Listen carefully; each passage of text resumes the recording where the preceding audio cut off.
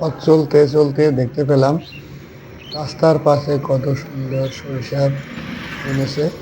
সরিষাগুলো অনেক সুন্দর দেখাচ্ছে, দেখতে পাচ্ছেন কত সুন্দর।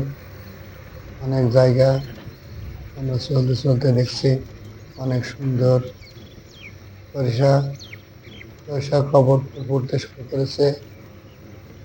দেখুন বন্ধুরা, কত সুন্দর আমাদের এই সরিষা ফুল।